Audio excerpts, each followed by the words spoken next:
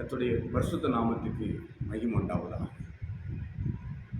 நம்முடைய ஆண்டவரும் இரட்சகருமாகிய இயேசு கிறிஸ்துவின் நாமத்தினாலே இந்த மே மாதத்தின் முதலாவது நாளிலே உங்களை வாழ்த்துகிறேன். இந்த காலை நேரத்தில் இந்த 5 மணியிலிருந்து 6 மணி வரைக்கும் கலந்து கொண்ட அத்தனை தேவ பிள்ளைகளோடும் கர்த்தர் கூட இருப்பாராக, ஆசீர்வதிப்பாராக. இந்த நாளுக்குண்டான, இந்த மாதத்துக்குண்டான வாக்கு தத்தத்தை சொல்லி நான் ஜெபிக்க விரும்புகிறேன். ஆண்டவருடைய பரிசுத்த நாமத்துக்கு மகிமை உண்டாவதாக.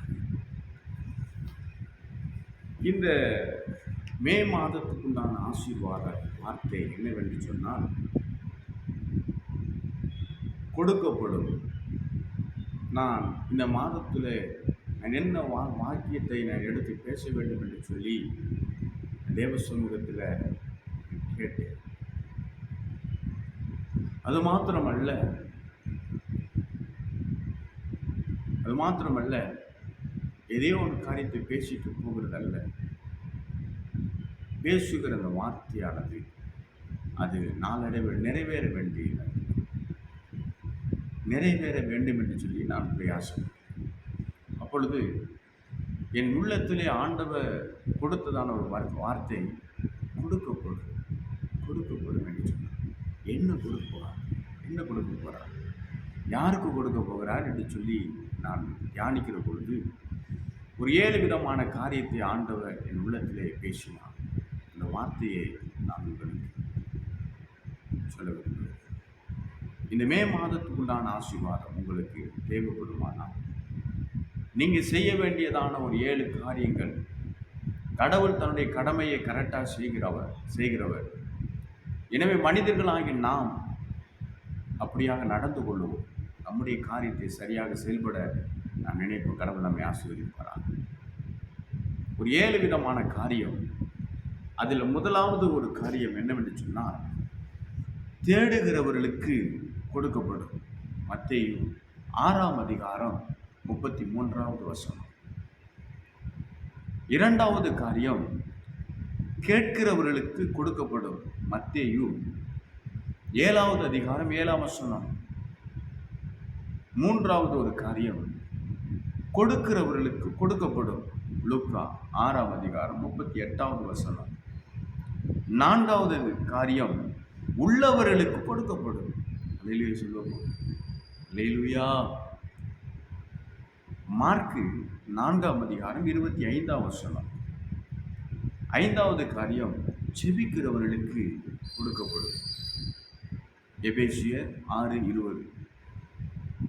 அடுத்து ஒரு காரியம், ஆறாவது காரியம், நீதிமான்களுக்கு கொடுக்கப்படும்.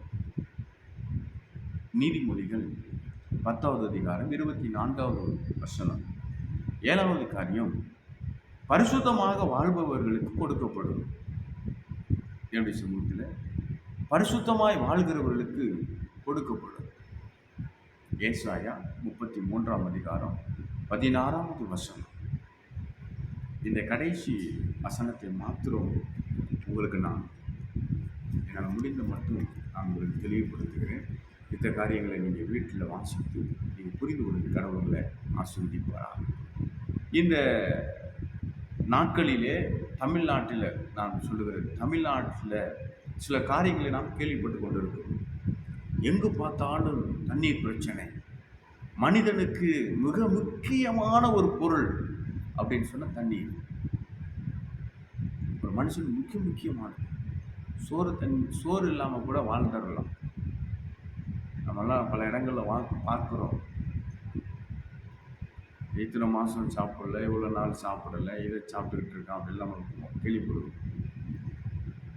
ஆனால் தண்ணீர் இல்லாமல் எந்த மனிதனும் வாழவே முடியாது.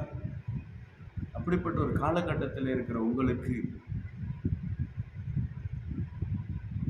இந்த பூமி தன் பலனை நமக்கு தராமல் போனாலும், வானம் மனிதர்களுக்கு சில பலனை தராமல் போனாலும், கர்த்தருடைய வசனம் நிச்சயமாக